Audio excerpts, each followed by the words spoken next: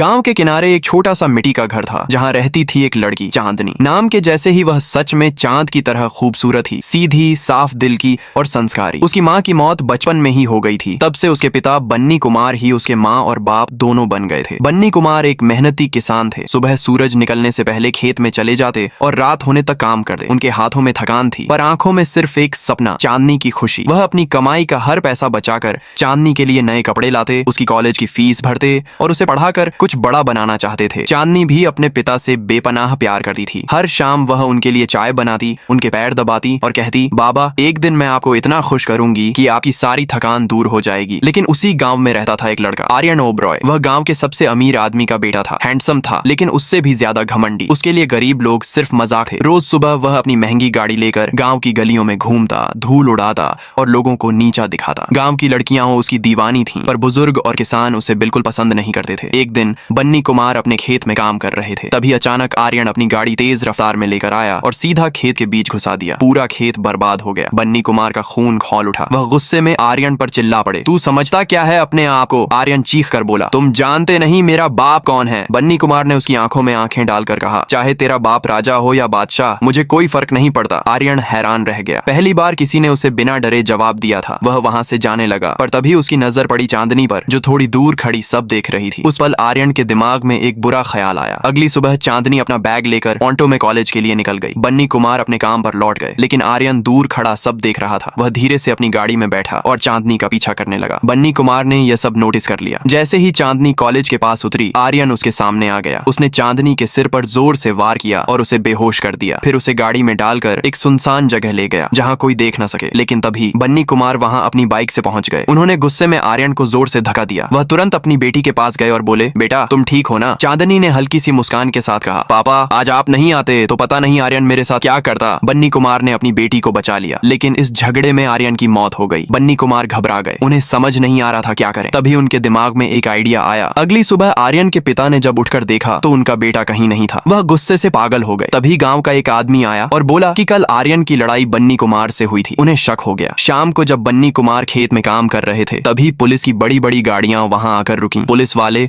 और आर्यन के पिता नीचे उतरे। उन्होंने बन्नी कुमार से आर्यन के बारे में पूछा लेकिन बन्नी कुमार ने साफ मना कर दिया। गुस्से में आर्यन के पिता बोले, मुझे पता है मेरा बेटा तुम्हारे पास है। उन्होंने घर की पूरी तलाशी ली पर कुछ नहीं मिला। आखिरकार हार मानकर सब वहां से चले गए। जाते हुए आर्यन के पिता ने देखा बन्नी कुमार के चेहरे पर एक अजीब सी मुस्कान थी। सबके जाने के बाद बन्नी कुमार धीरे से मुस्कुराकर बोले, तुम्हारा बेटा मिलेगा कैसे? वह तो अब इस जमीन के नीचे है।